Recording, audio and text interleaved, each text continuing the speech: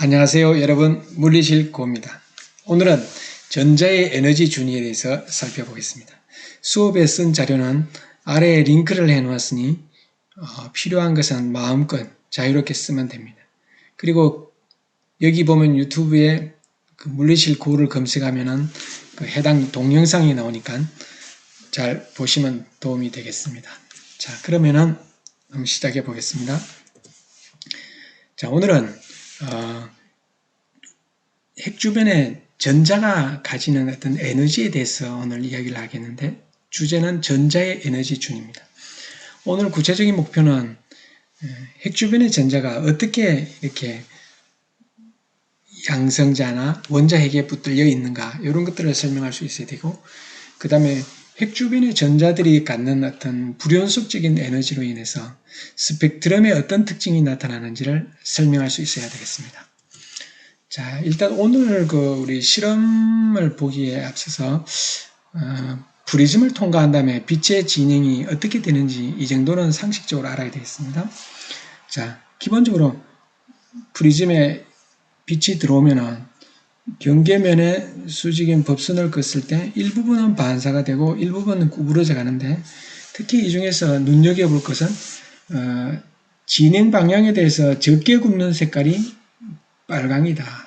그리고 많이 굽는 쪽이 보라색 쪽이다. 이 정도는 기본적으로 알고 들어가야 되겠습니다. 그리고 굴절에 대해서 좀 더 특징을 잘 알고 싶다면 여기 콜로라도 대학교에서 만든 어떤 요 홈페이지로 가서 좀 활동을 해보면 좋겠고, 자, 오른쪽에는 우리가 빛이 진행하면서 구부러져 갈 때 굴절되면서 색깔이 분리되어서 분산으로 색깔이 이제 스펙트럼이 나타나는데, 왼쪽은 여기는 굴절에 대한 방식이라면 오른쪽은 투명한 어떤 회절 격자를 통과한 다음에 색깔이 쫙 분리되는 걸 보여주고 있습니다. 이거는 회절에 대한 특징을 보여주고 있어요. 그래서 오늘 실험에 쓰인 주로 영상은 회절을 이용한 사진이라 볼 수 있습니다. 좀 더 실험에 대해서 많은 특징을 살펴보고 싶다면 여기에 찍어 놓은 영상이 있으니까 이걸 꼭 한번 들어가 보길 바랍니다. 한번 들어가 볼까요? 오늘 실험에 쓰인 것은 우리 학교에는 요거 고전압 발생장치, 요것이 있어요. 고전압 발생장치를 이용해서 여기에 요 스펙트럼 관이 이렇게 있는데, 여기다가 높은 전압을 딱 걸어주면은 여기에 빛이 나옵니다. 이 빛을 이용해서 여기 회절 격자로 보고, 그 다음에 분광기를 이용해서 살펴볼 수도 있습니다. 요거 분광기 한 70만원 내외짜리, 여기도 작은 굴절열 분광기가 있고, 여기는 회절형이고, 사실은 실험에는 회절 격자가 아주 의미있게 잘 쓰입니다. 오늘 실험에 대한 내용 해설 부분을 보기에 앞서서 여기에 영상에 꼭 들어가 보면 좋겠습니다. 자, 여기 들어가면은 여러 가지 실험에 대한 영상들이 나오니까 수소의 스펙트럼입니다. 자, 이것은 어떤 스펙트럼인지 알 수 있겠죠? 헬륨의 스펙트럼이죠.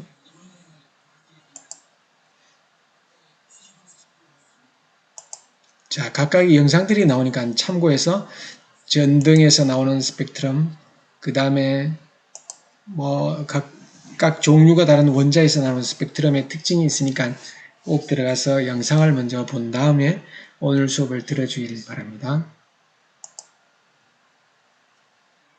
자, 여기 들어가서 꼭 영상을 보기 바라고. 자, 이것은 무슨 스펙트럼일까요? 스펙트럼이란 것은 어떤 흰빛이 들어가서 어떤 프리즘이나 회절 격자를 통과한 다음 여러 가지 색깔 무늬로 흩어져서 나오는 것을 스펙트럼이라고 합니다. 자, 이것은 우리 물리실에 있는 커튼 사이로 들어오는 햇빛을 가지고 회절 격자로 본 모습입니다. 회절 격자가 이렇게 놓여 있으면 여기에 1mm 안에 1200개 정도의 선이 있는데, 이렇게 해서 잘 분리된 것이죠. 빨간색 쪽이 더 회절이 잘 돼서 먼 쪽에 가 있고, 파란색, 보라색 쪽은 좀 안쪽에 와 있습니다. 자, 그리고 실험에 쓰인 것 중에서 분광기로는 굴절열 분광기가 있는데 요 안쪽에 보면 여기 프리즘이 주로 들어있습니다. 그래서 이쪽에서 여기는 사실 거울도 있고 여기에 프리즘이 하나 더 있는데 그냥 기본적으로 생각하면은 이렇게 빛이 들어와서 빨간 빛은 아까 좀 적게 굽고 보라색은 많이 구현되죠. 여기 빨강이고 여기 보라색 쪽. 그래서 색깔이 이런 식으로 나타납니다. 이거는 굴절형 분광기다 이렇게 말하면 되겠습니다. 전등에서 나오는 스펙트럼의 특징을 보면은 색깔이 아주 연속적으로 붙어 있다. 이것을 알 수 있겠습니다. 다음 그림의 차이점은 뭘까요? 전등에서 오는 그 불빛을 가지고 회절 격자로 봤을 때 아래 위로 나타나는 색깔을 볼 수가 있습니다. 자, 이 부분이 바로 분리된 모습이라고 볼 수 있는데 왼쪽과 오른쪽의 차이점은 뭘까요? 배열 등의 차이점이 있죠. 바로 뭐냐면 왼쪽은 매우 뜨겁게 밝게 한 것이고 오른쪽은 좀 약하게 든 것입니다. 약하게 틀었을 때 색깔의 특징이 어느 쪽이 더 많은지, 그 다음에 매우 뜨거웠을 때 어느 쪽의 색깔이 나타나는지를 보면 특징을 알 수 있습니다. 자, 그리고 우리가 이제 기본적으로 살펴보면 요거는 수소에서 나오는 스펙트럼을 찍은 것인데 기본적으로 보면은 아까 우리 특징을 봤듯이 파의 진행 방향에 대해서 좀 적게 굽는 게 빨강이고 많이 굽는 게 보라색 쪽이다. 이 정도는 알고 있겠죠. 자, 실험을 우리 아까 앞선 실험 영상을 보았겠지만은 전등에서 나오는 불빛은 매우 연속적이다 볼 수 있고 태양에서 오는 빛은 겉으로 봤을 때는 매우 연속적인데 요거는 좀 더 군데군데 보면 나중에 좀 세밀하게 보면 거의 연속적이지만 완전히 연속적인 것은 아니다. 이렇게 말할 수 있고 그 다음에 각각의 원자가 내는 거 아까 수소, 헬륨, 네온, 질소, 아르곤 이런 것들에 보면 특징적인 선이 뚝뚝 나타나는데 매우 띄엄띄엄하면서도 굉장히 밝게 나타나는 선으로 나타나는 스펙트럼이 있었죠. 바로 이것이 선 스펙트럼이라 말할 수 있겠습니다. 선 스펙트럼. 자, 그러면은 우리가 실험에서 봤을 때, 자, 위에 것이 고전압 발생 장치에서 여기 수소에서 밝게 빛나는 그 스펙트럼을 본 것이죠. 여기 보면은 요거는 프리즘을 통해서 사진을 찍은 겁니다. 요 밑에 거는 회절 격자로 찍은 건데 생각보다 원하는 만큼 아래처럼 어떤 표준적인 그것은 깔끔하게 안 나왔지만은 어쨌든 특징은 나타난다 볼 수 있겠습니다. 수소의 스펙트럼 아주 눈여겨 잘 보기 바랍니다. 자, 여기가 바로 656나노미터 정도의 파장. 그 다음에 여기가 486나노미터. 그 다음에 여기 434, 410. 특히 여기 H알파선이라고 하는 건 이건 특징적으로 잘 살펴놓기를 바랍니다. 자, 위의 것은 무슨 스펙트럼을 본 것일까요? 바로 전등에서 나오는 모습이라 볼 수 있습니다. 그 다음에 밑에 것은 뭘까요? 바로 헬륨입니다. 전등에서 나오는 불빛은 매우 연속적이다. 그래서 연속 스펙트럼이다. 이렇게 말할 수 있습니다. 원자에서 나오는 스펙트럼을 보면은 연속적이지 않으면서 뜨문뜨문 아주 특징적으로 선으로 잘 나타난다. 이걸 알 수 있습니다. 자, 마찬가지 다른 원소들에 대해서 조사해 본 것입니다. 헬륨, 네온, 아르곤에 대한 원소의 스펙트럼입니다. 원자의 스펙트럼이라고도 해도 되겠습니다. 자, 이처럼 뜨거운 물체에서 나오는 빛들을 보통 방출 스펙트럼이다 이렇게 말하고 아까 백열등에서 나오는 것은 연속 스펙트럼이다 이렇게 말할 수 있습니다.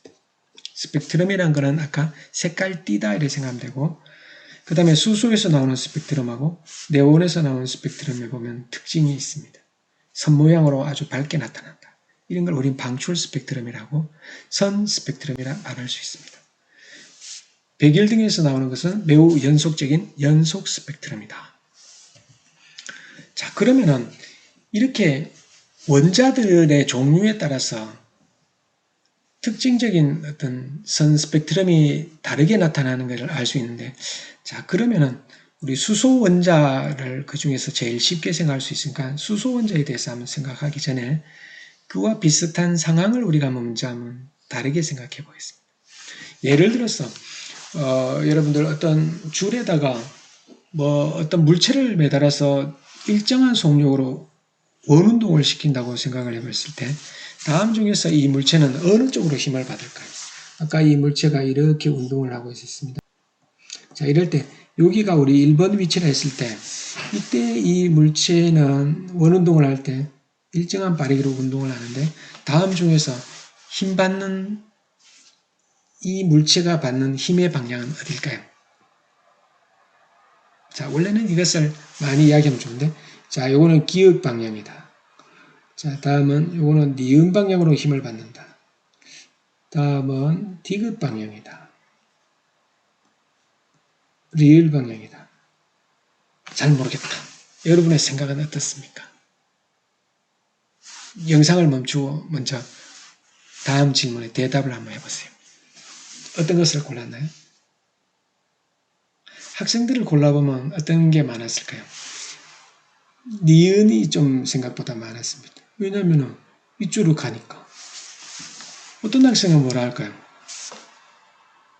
기역으로 간다 생각하죠. 각각의 그럴듯한 설명이 된다면 아주 좋겠어요. 자, 그런데 실제로 받는 힘의 방향은 뭘까요? 예를 들어서 이 중심에서 실을 당기면서 돌리고 있는데 이때 줄을 끊어버린다면 매 순간 이 물체는 항상 중심 방향의 힘이 필요하다. 이걸 말할 수 있어요. 이걸 우리는 구심력이다 이래 말하죠. 항상 원운동하는 물체는 이 중심 방향의 힘이 필요하다. 등속 원운동할 때 이 구심력이라고 말합니다. 그러면 여기 왔을 때 이 힘은 항상 중심 방향의 힘이겠죠. 항상 등속 원운동할 때는 중심 방향의 힘, 구심력이 필요하다. 이렇게 말할 수 있습니다. 중심 방향의 힘.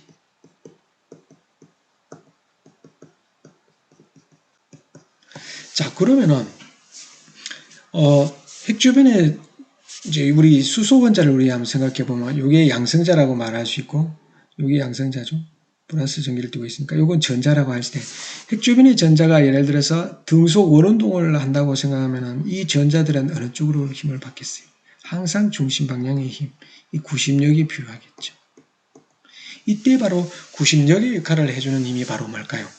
바로 전기를 띤 물체들 사이에 여기에 플러스 전기를 띠고 있고 이쪽에 어떤 전기가 마이너스 Q를 띠고 있다. 그러면 전기를 띤 물체들 사이는 서로 우리 힘이 작용하겠죠. 이때 힘의 크기를 우리 전기력이라 했을 때 바로 두 지점 사이의 거리의 제곱분의 1에 비례하고 두 전하량의 곱에 비례한다. 비례 상수는 쿨롱 상수. 그리고 항상 힘의 방향은 서로 당기는 방향이다. 양성자는 전자를 당기고 전자는 양성자를 당겨서 서로 당기는 쪽으로 힘을 작용하고 있다. 이것이 바로 쿨롱 힘이죠. 그래서 핵 주변의 전자들은 항상 여기 왔을 때도 중심 방향의 힘을 받고 여기 왔을 때도 중심 방향의 힘을 받는다. 마치 우리가 아까 줄로 어떤 물체를 등속 원운동 시켰을 때 항상 중심 방향의 힘이 필요한 것과 마찬가지로 전기력이 바로 이 구심력의 역할을 해주면서 원운동을 시켜준다. 이렇게 생각할 수 있겠습니다. 마찬가지로 핵 주변에 전자가 도는 것과 마찬가지로 지구 주변에 인공위성이 도는 거나 지구 주변에 달이 도는 것도 항상 중심 방향에 항상 인력을 받으면서 이렇게 원운동을 하겠죠. 마찬가지로 여기도 항상 중심 방향의 중력이 바로 이 실이 당기는 역할을 해주는 거죠. 그래서 우리는 기본적으로 등속 원운동을 한다. 그럼 항상 중심 방향의 힘이 필요하다. 이 구심력이 필요하다. 이렇게 말을 하면 좋겠습니다. 자, 그러면은 우리가 그림에서 볼 수 있는 사과를 생각했을 때 이 아래쪽에 있는 사과와 위쪽에 있는 사과를 이제 질량이 같은 거라 생각했을 때 물체가 갖는 에너지는 우리 상식적으로 알고 있죠. 지표면에 있는 것보다는 저 위에 있는 것이 더 에너지가 많다. 왜? 이 물체를 들어 올리려면 이 물체는 중력을 받고 있는데 우리 중력 보면 mg죠. 근데 이걸 겨우 들어 올리려면 내가 중력만큼의 최소의 힘만큼은 들어 올려줘야 된다. 그러면서 이만큼의 높이를 올려줘야 되겠죠. 그러면 이때 한 일은 1은 힘 곱하기 이동 거리라 했는데 이때 중력의 힘으로 여기 h만큼 같다. 그러면 내가 해준 일이 위치 에너지 증가로 바뀌었구나. 이렇게 말할 수 있겠죠. 그래서 우리가 높은 곳에 있는 물체를 놔보면은 내려오면서 속력이 빨라지면서 운동 에너지로 전환되는 걸 볼 수 있죠. 그래서 우리는 지표면에 지구가 있을 때 지구 가까운 데 있는 물체보다 더 먼 쪽에 있는 A보다는 B가 더 위치 에너지를 많이 가지고 있고 더 많은 에너지를 가지고 있다. 이래 말할 수 있는 거죠. 그 이유는 밑에 있는 물체를 위로 들어오려면 중력에 거슬러서 일을 해줘야 되기 때문에 더 멀수록 많은 위치 에너지를 갖는다. 이렇게 말할 수 있습니다. 그러면은 우리 핵 주변에 전자들이 도는 걸 한번 생각해 보세요. 여기는 가까이서 돌고, 자, 여기서는 핵 주변의 전자는 가까이서 이렇게 돌고, 하나는 멀리서 이렇게 돌 때, 누가 많은 에너지를 갖고 있느냐? 물론 이들 사이에는 항상 전기력이 작용하죠. 이 물체는 양성자가 땡기니까 전기력이 작용하죠. 그러면은, 우리 여기 위에 있는 거하고 아래에 있는 거, 핵 주변에 이제 우리 수소 원자라 생각했을 때, 핵 가까이 도는 전자와 핵 멀리 도는 전자를 봤을 때, 힘은 당연히 아래쪽이 우리 아까 배웠듯이 거리, 이 두 지점 사이의 거리를 R로 놨을 때, 여기는 우리 R 위라고 하고, 여기는 R 아래쪽이라 했을 때, R 아래쪽의 거리 제곱분의 두 전하량의 곱의 제곱. 이건 양성자 플러스 Q고, 여기는 마이너스 Q가 되겠죠. 전하량을 갖고 비례상수. 마이너스는 서로 땡긴다는 거. 그럼 여기도 전하량은 똑같죠. 요거 위에서 요건 아래라 했을 때 그러면은 거리인데 여기 요건 아래인데 여기는 위가 되니까 위의 제곱에 전하량의 Q의 마이너스 비례상수 쿨롱상수 9 곱하기 10의 구성 정도 되죠. 자, 이랬을 때 전하량은 똑같은데 거리가 멀어지니까 가까운 것이 더 전기력은 큰 거죠. 이때는 쿨롱 힘을 받아서 아까 우리 전기력을 표현할 수 있죠. 자, 그런데 마찬가지로 아까 핵 주변의 전자는 땡기는데도 불구하고 이 전자를 멀리 보내려고 하면은 이 힘을 전기력을 거슬러서 일을 해줘야 되니까 바로 핵에서 먼 전자일수록 아까 중력과 마찬가지로 중력을 거슬러서 전기력을 거슬러서 일을 해줘야 여기 겨우 올라갈 수 있으니까 여기 있는 전자를 바깥에 있는 전자를 놔보면 안쪽으로는 저절로 떨어질 수 있죠. 그래서 핵에서 먼 전자일수록 더 많은 에너지를 갖는다. 더 위치 에너지가 크다. 이렇게 표현하면 되겠습니다.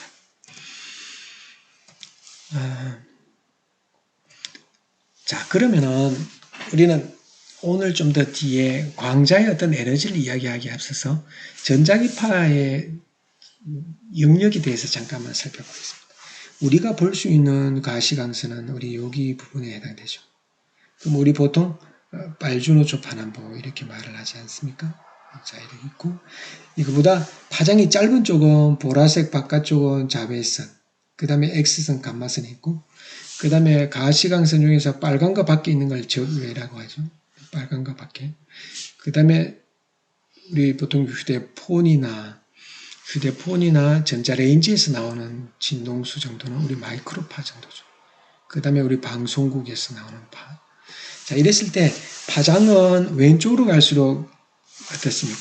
길고 그 다음에 우리가 모든 전자기파는 진공에서 빛의 속력과도 같죠.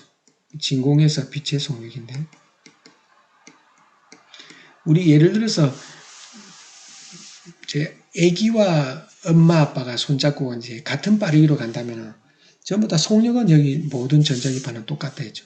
근데 애들은 보폭이 짧아서 엄마 아빠와 같이 걸으려면 빨리 이렇게 쫑쫑쫑쫑 걸어야 되는데 어른들은 성큼성큼 천천히 가도 되죠.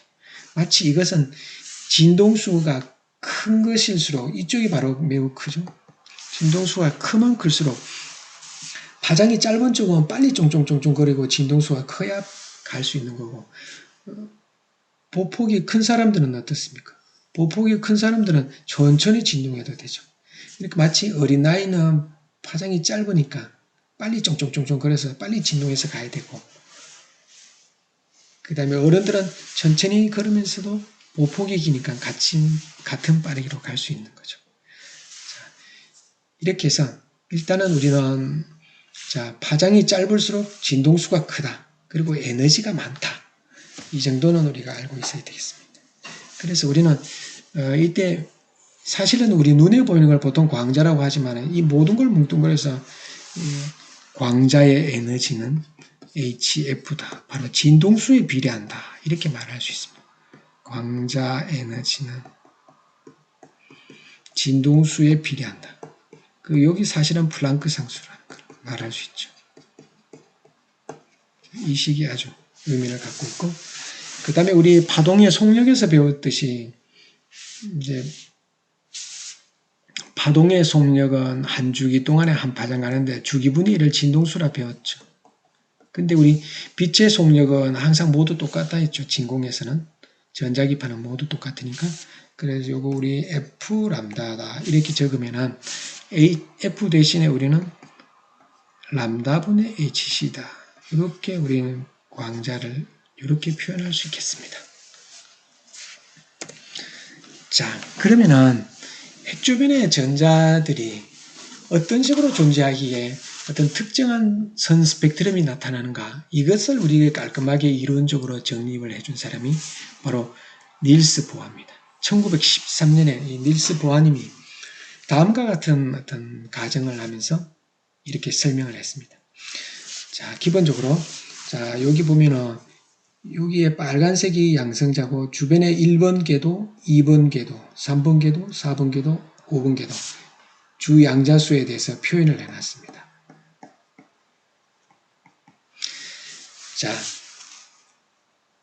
핵 안쪽에 있는 거 1번 궤도, 2번 궤도 바깥으로 갈수록 멀어지는데, 자, 이때 거리에 따라서 반지름은 좀 제곱에 비례하는 형태인데 좀 거기에 맞춰서 그려놨습니다.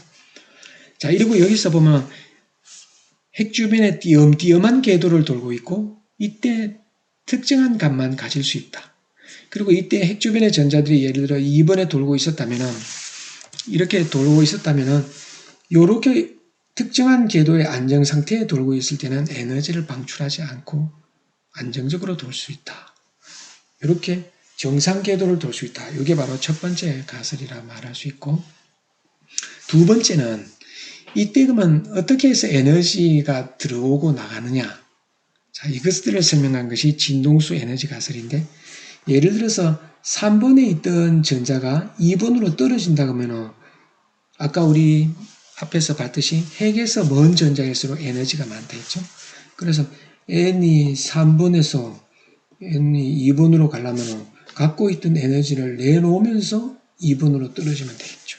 이럴 때 기본적인 아이디어는 3번에 있는 데서 2번으로 갈 때 그 에너지 차이만큼 뭔가 에너지가 방출이 되는데 이것은 진동수에 비례한다. 3번에서 2번 가는 진동수에 비례하고 그때 플랑크 상수의 값을 가진다. 이렇게 된다고 가정을 했어요.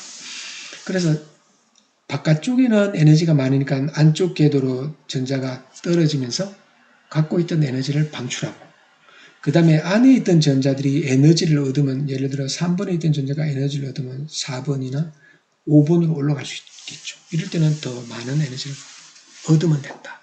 흡수하면 된다. 이렇게 설명했습니다. 자, 다음 그림은 주 양자수에 따라서 전자가 갖는 에너지를 나타내는 것입니다. 이 마이너스라는 의미는 핵 주변의 전자들이 완전히 자유로운 상태. 자, 핵에서 붙들려 있는데 핵에서 어떤 정기적인 인력에 의해서 완전히 자유로운 상태, 아주 여기서 거리가 멀어지면 멀어질수록 무한대로 멀어진다면 이 전자들은 양성자의 힘을 받지 않겠죠. 이럴 때 완전히 자유로운 상태를 0 전자볼트의 에너지를 갖는다면 13.6 전자볼트라는 것은 핵에서 매우 속박이 강하게 되어 있는 정도를 나타내는 거라고 볼 수 있습니다.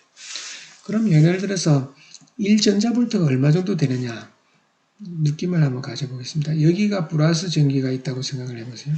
이쪽에서는 마이너스 전기가 있는 곳이다. 자, 그러면 여기에 전자 하나를 정지한 전자가 있다고 생각을 해보세요. 전자를 가만히 놓으면은 여기 마이너스는 밀어내고 플러스는 땡기니까 이쪽에 플러스 전기가 땡기니까 막 가속이 되겠죠. 그러면 여기 오면 정지한 전자가 엄청 빨라지면서 운동 에너지를 얻죠. 이때 얻는 운동 에너지를 요 사이의 전압이 1V일 때 얻는 운동 에너지를 1전자볼트라 이렇게 말할 수 있죠. 그러면은 마이너스 13.6 전자볼트라면은 요 사이의 전압이 13.6V일 때 얻는 운동 에너지니까 매우 큰 에너지라 말할 수 있겠죠. 자, 그래서 이 간격을 좀 더 이 실제 간격에 맞춰서 본다면은 여기를 우리 에너지 0으로 잡고 여기가 우리 한 5, 여기 중간쯤이 한 6쯤 되겠죠. 여기가 한 13 정도 되죠. 그래서 칸수에 맞춰서 그랬는데 여기가 바로 두 번째 에너지 준위, 여기가 세 번째 에너지 준위, 여기가 네 번째 에너지 준위. 위로 갈수록 이 간격을 그려보면 촘촘하게 나타나는 게 이 에너지 준위의 특징입니다. 우리 아까 에너지 준위의 n번째 에너지는 n제곱분의 13.6 전자볼트라 했거든. 그래서 1일 때는 1제곱분의 되죠. 그러면 2일 때 에너지를 구해라. 1제곱분의 13.6 그러면 마이너스 13.6 전자볼트 되죠.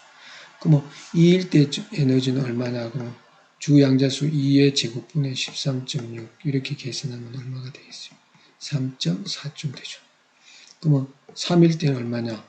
3제곱분의 13.6 전자볼트 이렇게 하면은 9일은 9, 9, 45, 뭐 2.51 전자볼트 이렇게 되겠죠. 이걸 칸수에 맞춰서 그려보면 다음과 같이 되고 위로 갈수록 간격이 촘촘해진다. 이 특징 정도는 알 수 있어야 되겠습니다. 자, 그러면은 이런 식으로 되었을 때 그러면 보아님은 어떻게 해서 이것이 이제 이렇게 되느냐? 어떻게 선스펙트럼이 나오느냐? 자, 이걸 우리 다음과 같이 설명을 했습니다. 자, 여기가 바로 656나노미터쯤 되는데 이것이 바로 뭐냐면은 H알파선. N이 3인데서 2번 궤도로 떨어지는 아주 중요한 스펙트럼입니다. 우리가 밤하늘에 별이나 은하에서 오는 어떤 원소 성분이 어떤 것들인가를 알기 위해서 대표적인 그 스펙트럼을 찾는 것 중에 하나가 H알파선이죠. 바로 2번 궤도로 떨어지는 것. 요 2번 궤도로 떨어지는데 3번에서 2번 궤도로 떨어지는 것이 바로 요 빨간색이다 말할 수 있습니다. 그러면 4번에서 2번 떨어지는 것. 4번에 있던 전자가 2번으로 떨어질 때 요것이 바로 요것이죠. 그러면 요 5에서 2로 떨어지는 것. 바로 요거라고 말할 수 있습니다. 그러면 요건 6에서 2가 되겠죠. 자, 그랬을 때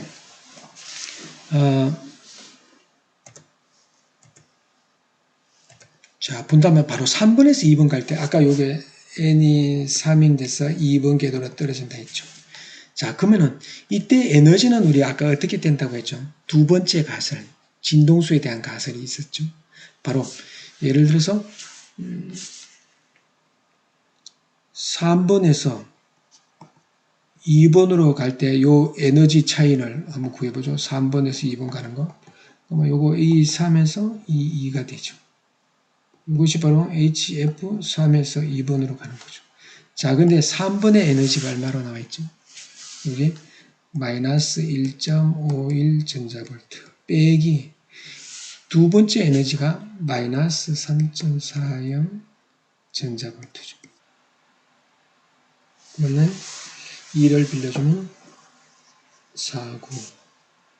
그럼 얼마 주고 2.89 전자볼트가 되는 거 맞죠? 1.89죠?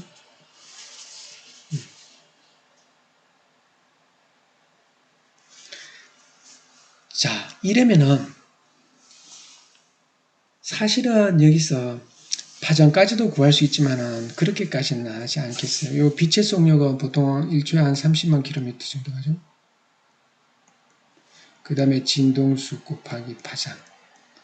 그 다음에 사실은 여기 계산할 때는 플랑크 상수도 줄 수 있지만 6.63 곱하기 10의 마이너스 34승 줄 곱하기 초.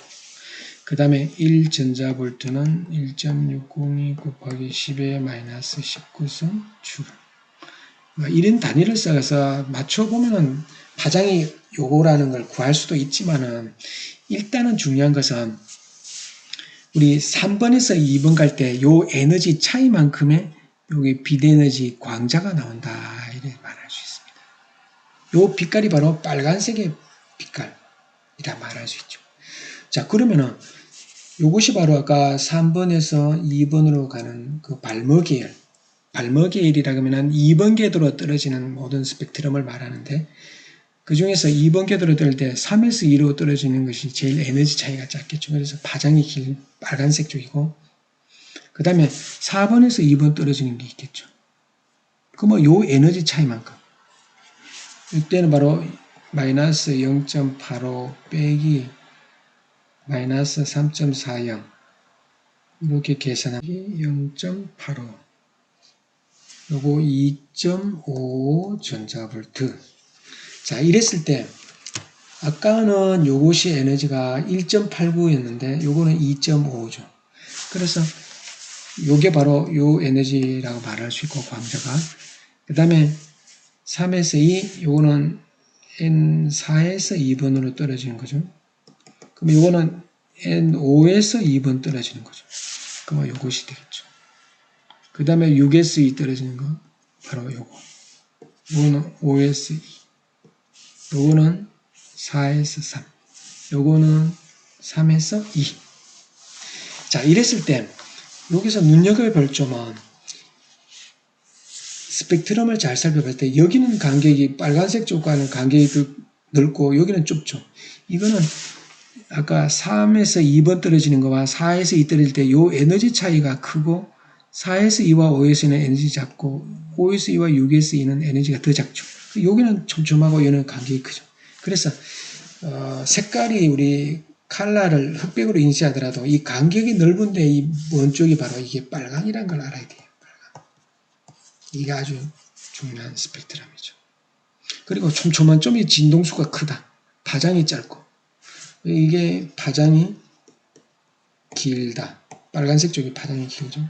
656나노미터쯤 되고 이쪽은 파장이 짧다. 파장이 짧다. 파장이 짧으면 진동수는 크다 했죠. 진동수는 크다. 여기는 진동수가 작다.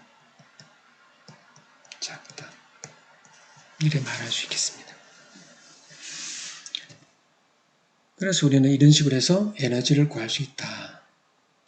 자, 그리고 우리는 에너지 많은 바깥 궤도에서 안쪽으로 떨어질 때는 여기에 해당되는 광자를 내놓고 그 다음에 2번에 있던 전자가 예를 들어 핵 안쪽에 가까이 돌던 전자가 바깥으로 가려면은 여기서 뭔가 에너지를 얻어야 되죠. 이때는 그 에너지 차이만큼 정확하게 흡수해서 더 높은 궤도로 올라갈 수 있다. 말할 수 있습니다.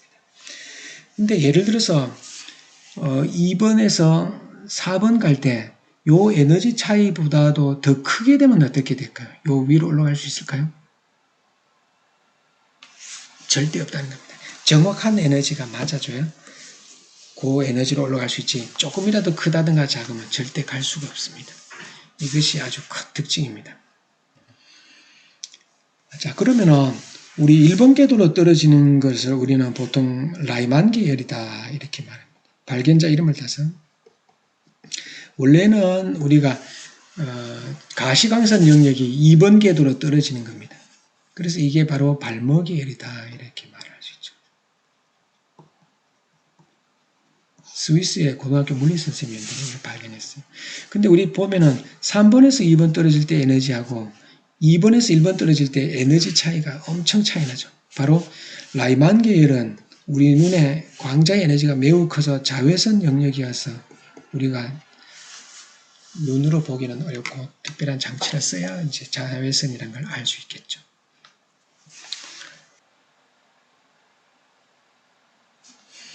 자, 여기를 잘 보세요. 자, 여기가 1번 궤도인데, 자, 두 번째 궤도, 세 번째 궤도가 좀 잘 안 맞습니다. 이게 뭐냐면, n의 제곱으로 증가해서 이거를 9로 맞춰주겠습니다. 9로. 자, 원래 반지름은 주양자수 제곱에 비례해서 그래야 되고, 요 4번째 건, 4번, 제일 마지막 건에 요거 고칠 수 없기 때문에 어쩔 수 없습니다. 그럼 예를 들어서 1번에서 2번 갈 때 어떻게 해야 될까요? 점프를 하고 싶어요. 그러면 어떻게 하죠? 여기에 해당되는 에너지만큼을 딱 얻어야 되죠. 이것이 바로 요 파장이죠. 자, 그러면 2번에서 3번 갈 때 어떻게 하죠? 아까 우리 에너지 계산했는 거 있었죠? 퓨! 이리 올라가죠. 그래서 자, 요렇게 있다가 에너지를 많이 갖고 있다가 이 전자가 에너지를 방출하면서 2번 궤도로 떨어질 때는 어떻게 한다 했죠? 갖고 있던 에너지를 내놔야 되겠죠. 바로 요거죠. 요것이 바로 우리 수소의 스펙트럼에서 3번에서 2번 갈 때 아까 656나노미터쯤 된다 했죠. 요 값이 조금만 차이 나지만. 자, 그래서 낮은 궤도로 떨어질 때는 갖고 있던 에너지를 방출하면서 그 에너지 차이만큼의 비달갱이 광자를 방출하고, 낮은 데 있다가 먼 쪽으로 올라갈 때는 에너지를 얻어야 된다 했죠. 퓨! 이렇게. 그 다음에 2번에서 3번 갈 때 퓨! 요게 바로 아까 요게 발목의 파장 제일 긴 쪽이죠.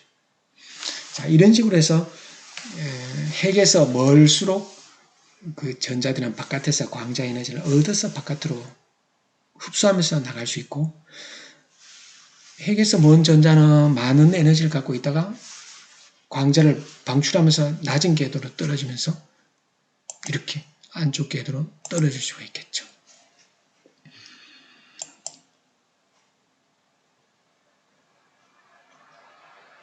자, 우리는 이 앞에서 수소라는 과학자입니다. 태양에서 오는 스펙트럼을 연구해 보니까 그 안에 검은색으로 나타나는 흡수 스펙트럼이 나타나는데, 그 당시에 발견한 것만 해도 한 324개쯤이 된다고 하니까 대단하죠. 오늘날 발견한 것은 세어보면 한 3만 개 정도 된다고 이렇게 합니다. 자, 이 중에서 여기를 잘 살펴보면 H알파가 보이죠. 이것이 바로 3에서 2번 궤도로 떨어지는 에너지 준이고, 이것이 H알파, 베타는 4에서 2, 그 다음에 알파, 베타, 감마, 델타 이런 식으로 3에서 2, 4에서 2, 5에서 2, 6에서 2 바로 요 수소의 스펙트럼이 그 부분이 검게 나타나죠. 이로써 태양에는 수소가 있다는 걸 알게 되는데, 그러면 도대체 어떻게 이 검은 부분이 그런 역할을 하는가? 우리 다음 같은 걸 한번 생각해 보겠습니다. 자, 이거는 잔뜩 찌푸린 눈 오는 날에 이제 우리 이분에 의해서 찍은 사진인데, 태양에서 오는 거 보면은 여기 수소 스펙트럼이 아까 여기 보이죠? H알파 이렇게 나오고, 그 다음에 나트륨은 우리 중간권에서 나타나는 그 나트륨에 의해서 나타나는 선이라고 볼 수 있고, 철이나 마그네슘, 칼슘 이런 것들도 보면 태양에서 오는 스펙트럼에서도 태양에 있다는 걸 알게 됩니다. 자, 그러면은 이것이 도대체 뭐 어떻게 해서 나타나는 거냐? 자, 흡수 스펙트럼이 나타나는 건 잠깐만 보겠습니다. 자, 우리 그림에서 살펴보듯이 아까 우리 전등에서는 수많은 온갖 종류의 색깔이 다 보인다 했죠. 이때 우리는 특히 눈여겨봐야 되는 것은 빨간색 쪽은 약간 덜 굽고 보라색 쪽이 많이 굽는다. 자, 이 정도는 잘 알아야 되겠고, 자, 뜨거운 기체, 예를 들어 아까 수소 기체를 매우 뜨겁게 고온 전압을 걸으면 뜨거운 데서 밝게 빛나는데 특정한 선만 나타나죠. 특정한 색깔이 선으로 방출되는 스펙트럼이라 말할 수 있죠. 자, 그런데 예를 들어서 전등에서는 수많은 파장이 다 나가는데, 예를 들어 여기에 차가운 수소 기체가 있다고 생각을 해보세요. 자, 수소 원자는 가운데 핵 주변에 전자들이 이렇게 있는데, 핵 주변에 전자들이 이렇게 있는데, 차가운 상태니까 에너지가 작은 전자들은 핵 가까이 암쪽 궤도에 주로 돌고 있다고 볼 수 있죠. 자, 그런데 이 에너지 중에서 핵 주변의 전자가 특정한 에너지로 올라갈 수 있는 특정한 에너지를 딱 받으면 이 에너지를 얻는 순간 바깥으로 올라갈 수 있겠죠. 바깥으로 올라가면서 이 수많은 파장 중에서 핵 주변의 전자가 특정한 에너지를 흡수하는 파장만 제외하고 나머지 것들은 그냥 다 통과되죠. 그래서 예를 들어서 수소에서 해당되는 선스펙트럼을 수소 원자가 다 그 해당되는 걸 흡수해버리면 고선 부분이 우리 눈에 안 보이게 되겠죠. 왜냐하면 여기 있는 수소 원자가 핵 주변의 전자들이 그 특정한 에너지만 흡수해서 이제 나중에 사방팔방으로 하다 보면 우리 쪽으로는 덜 방출되죠. 그래서 그 부분이 새까맣게 검게 되는 걸 우리는 아까 흡수 스펙트럼이라 말했죠. 그러면은 태양이 이렇게 있을 때 태양 내부는 매우 뜨겁다 할지라도 태양 주변에는 또 수소나 헬륨 기체들이 막 있겠죠. 그러면 이 차가운 기체들이 있다가 여기서 오는 수많은 파장 중에서 수소 원자들이 좋아하는 파장이나 특정한 궤도의 특정한 파장만 우리 해당되는 것을 흡수해버리면 우리 지구에 있는 사람들이 이걸 보면은 그 해당되는 선이 안 보이겠죠. 그러면 수소에서 나오는 특정한 그 부분만 없다 그러면은 이 태양 주변의 대기, 아니면 어떤 별의 대기에서는 수소에 해당되는 영역만 흡수하니까 수소 기체가 있구나, 수소 원자가 있구나, 이것을 알아낼 수 있겠죠. 자, 그래서 이때까지 우리 살펴보면은 뜨거운 기체에서 방출하는 거는 방출 스펙트럼이라 했고, 뭐 수소나 헬륨이나 네온 이런 특정한 원소에서는 특정한 선만 방출 딱딱 되는 걸 알 수 있다. 그 다음에 어떤 기체들은 그 특정한 에너지만 흡수하다 보면 우리한테 못 오다 보면 그 부분이 검게 보일 수 있다. 그래서 우리는 흡수 스펙트럼, 검게 보이는 것이 바로 흡수 스펙트럼이다 말할 수 있고, 밝게 빛나는 방출 스펙트럼, 이렇게 볼 수 있습니다. 자, 그러면은 우리 이때까지 배운 것들을 간략하게 우리 한번 문제를 풀어본다면은 우리 다음과 같은 걸 알 수 있죠. 자, 우리 아까 수소의 보호의 수소 원자 모형이다 이렇게 말했죠. 자, 여기가 이제 주양자수 2번, 3번, 4번. 아까 에너지 준위가 밑에 간격은 넓은데 가면 갈수록 촘촘해지는 게 보이죠. 자, 그래 말할 수 있고. 자, 이 중에서 아까 656나노미터 이렇게 특별하게 없더라도 간격이 넓은 쪽에 여기가 바로 빨강이라 그랬죠. 빨강. 우리 보통 실험실에서 쓰이는 요 지금 우리가 쓰고 있는 요 빨간색의 색깔이 우리 거의 레이저빛하고 비슷한데 여기 한 650나노미터 정도 색깔에서 나온 빛 정도라 보면 됩니다. 자, 그럼 여기가 빨강이고 이쪽은 파장이 짧겠죠. 그러면 광자의 에너지는 우리 아까 봤듯이 HF인데 C는 F란다. 그러면 우리 여기 보면 이래 돼서 광자 에너지가 크면 클수록 진동수도 크고 근데 파장은 작을수록 에너지가 많다 했죠. 자, 이 정도는 상식적으로 알 수 있겠죠. 자, 그러면은 이 중에서 우리 656나노 이쪽에 해당되는 것이 바로 3번에서 2번 떨어지는 거. 바로 이것이 바로 기억이다 말할 수 있겠습니다. 나에서 기억은 A에 의해 나타난 것이다. 아니죠. 지금 여기서 요게 3에서 2번이고 요게 4에서 2, 5에서 2니까 자, 요거는 여기에 해당되는 거고 자, 여기 거는 여기가 해당되겠죠. 이렇게. 네, 틀렸고 자, 누가 진동수가 큰 빛이냐? A가 큰가 B가 큰가 이래 물을 때는 에너지 차이가 큰 것이 더 크죠. 여기서부터 여기까지가 에너지 차이가 제일 크죠. 광자의 에너지가 크니까 진동수도 크겠죠. 그래서 광자 에너지는 HF다. 진동수가 크면 클수록 F는 프리퀀시, 이거는 바로 플랑크 상수 H 곱하기 진동수. 이것은 광자 에너지다. 빛 에너지다. 이렇게 말할 수 있습니다. 그러면 에너지 차이가 클수록 이게 AS가 BS보다 큰 거 맞죠? 자, 그 다음에 4에서 3으로 갈 때, 4에서 3으로 갈 때 방출되는 빛의 파장은 어떤가? 이래 물었을 때, 우리 이 정도는 알 수 있나 모르겠어요. 우리 아까 배웠듯이 3번에서 2번 갈 때 에너지 차이는 3에서 2로 갈 때 진동수를 내놓겠죠. 그러면 4에서 3번으로 갈 때는 4에서 3으로 가는 진동수 차이와 같죠. 자, 그런데 우리는 아까 우리 C는 F 람다 배웠죠? 진공에서 빛의 속력은 파동을 배웠으면 어렵지 않은 식이죠. 진동수 곱하기 파장인데 에너지 차이는 진동수에 비례하지만은 진동수는 잘 살펴보면 이게 일정하니까 빛의 속력은 일정하죠. 람다는 F분의 C죠. 그래서 우리 예를 들어 요 식을 고치면 F는 람다분의 C니까 요거는 H 람다분의 C 돼서 3에서 2분 가는 거. 요거는 4에서 3으로 가는데 에너지 차이는 파장분의 뭐죠?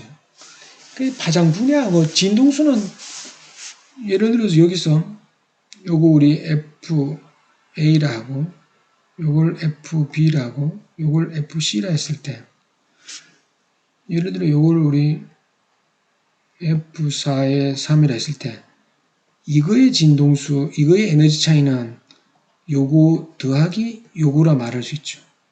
그러면 FB는 F4에서 3 더하기 FC라 말할 수 있지만 파장하고 이거는 역수의 관계가 되는 거죠. 그러면 이럴 때 아까 우리 여기 진동수는 파장분의 1에 비례하니까 요 식을 고치면은 람다분의 B는 즉 여기 람다 B분의 1은 요 C라 고치더라도 람다 4에서 3 가는 거분의 C 더하기 람다 C분의 1인데 위에 CC는 다 떨어져도 이거분의 1은 이거분의 1 더하기 이거분의 1이니까 비례관계가 성립이 안 되죠. 그래서 이거는 그래서 답은 뭐라고 말할 수 있나요? 이렇게 되죠. 진동수의 차이는 에너지에 비례하지만 진동수의 차이는 파장분의 1에 비례하니까 이 파장하고는 이게 뭐 몇 배 된다 해서 분수는 또 비례하는 게 다르죠.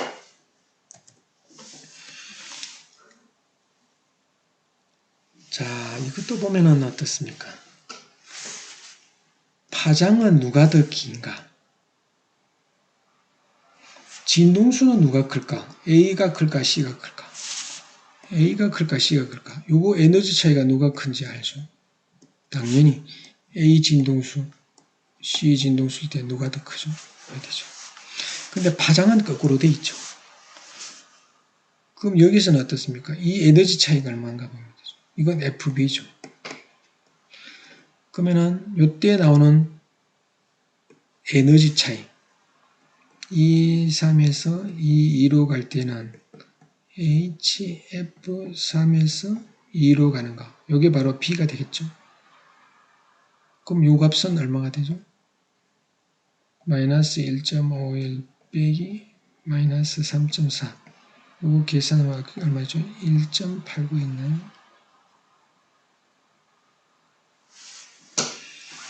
그런데 A는 얼마 차이죠?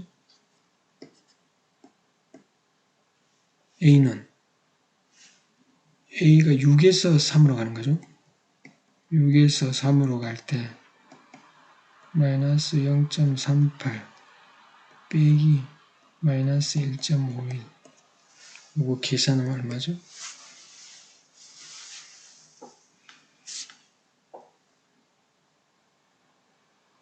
이를 빌려주면은 0.62 더하기 0.51이죠. 계산하면 얼마죠?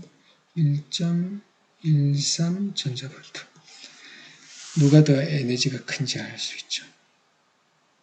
당연히 AS가 CS보다 이건 맞죠. D에서 그만 누가 에너지 차이가 큰지 알 수 있죠. A하고 B 중에서 FA하고 FB 중에서 B가 더 컸죠. 그러면 당연히 파장은 A가 에너지가 작으니까 파장이 긴 거 맞죠. 뒤에서 흡수되는 광자의 에너지는 얼마일까요? 요 에너지 차이를 구하면 되겠죠. 여기서부터 여기까지 에너지 차이 구하면 얼마죠?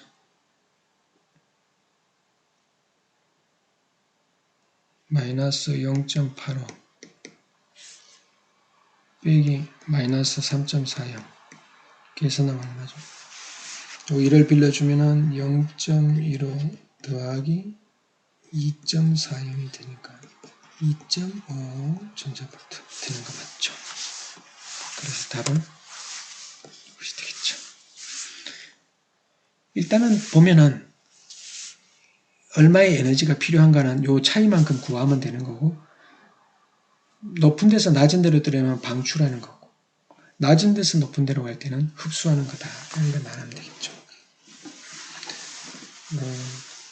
에너지가 크면 진동수도 크고, 에너지는 진동수에 비례하지만은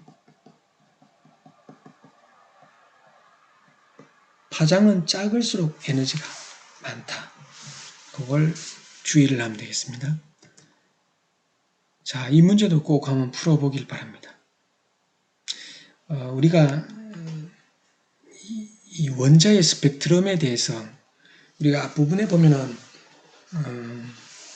전기자기에서 제일 중요한 부분을 꼽는다면은 바로 패러데이의 전자기유도 법칙이 제일 중요하다 볼 수 있고, 이 스펙트럼 이 부분에서 뒷부분에서 파동 중에서는 수소 원자의 스펙트럼이 매우 중요하죠. 우리가 대학교에 논술 문제로 나온 걸 잘 살펴보면은 특히 성균관대에서는 몇 년째 계속 이 부분에서는 계속 나오죠. 그래서 아까 우리 배웠던 거 요거 살펴보고 요 정도는 기억할 수 있겠죠. 뭐 실제 기억하지 않는다 하더라도 이런 값은 주죠. 자, 이렇게 준다면은 이해할 수 있겠죠. 우리 여기서 아까 참고적으로 할 거는 1번 궤도로 떨어지는 거다. 그러면 우리 라이만 계열이다. 이래 말했죠. 라이만 계열. 그러면 2번 궤도로 떨어지는 게 역사적으로 아주 중요하다 했죠. 이게 바로 발모 계열이다. 아까 3번에서 2번 떨어지는 거 이게 바로 H알파선. 그 다음에 발견자 이름을 떠서 1번 라이만, 2번 발모, 라이만, 발모, 파시엔, 푼트 이렇게 나와있죠. 그러면 라이만 계열에서 1번 궤도로 떨어질 때 나온다 했죠. 그러면 이 중에서 파장이 가장 긴 것 자외선을 꼽으라고 하면 뭐겠어요? 1번에서 떨어지는 거죠. 1번 궤도로 떨어지는 거는 2번에서 1번 떨어지는 게 제일 길겠죠. 그러면 금방 할 수 있죠.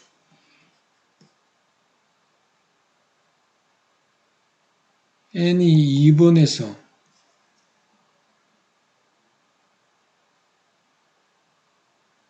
1번으로 떨어지는 거니까 2번에서 1번 떨어지는 거. 이거 금방 할 수 있죠. 우리 아까 에너지가 뭐라 했죠? 에너지, n번째 궤도 에너지가 n제곱분의 뭐 2제로라 그랬죠. 그럼 2의 제곱분의 2제로 마이너스 1제곱분의 2제로 이렇게 계산하면 되겠죠.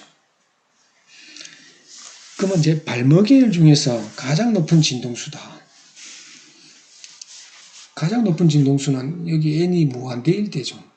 그러면 n이 무한대일 때가 계산하면 마이너스 2제로에다 무한대 제곱이면 이건 0이 되겠죠. 그 다음에 파시엔 계열 중에 라이만, 발모, 파시엔이 여기 n 3번 궤도로 떨어지는 거죠. 가장 높은 진동수를 FP다. 그러면 아까 발모 계열 중에서 가장 큰 것은 n이 무한대에서 n이 2번 떨어지는 거 하면 되는 거고, 그리고 파시엔은 라이만, 발모, 파시니까 n3이죠. n이 무한대에서 n3이 떨어지는 거, 이때 에너지 차이를 구하면 할 수 있겠죠.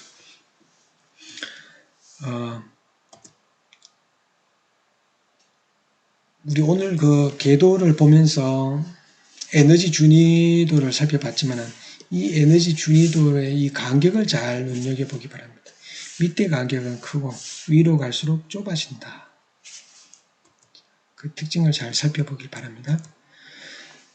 자, 오늘은 수소 원자에서 왜 특징적인 선 스펙트럼이 나타나는가에 대한 이야기를 보호의 원자 모형으로 설명이 실험에 쓰인 영상과 하고 문제와 관계되는 것은 다음 요 아래에 다 있으니까 쓰도록 하세요.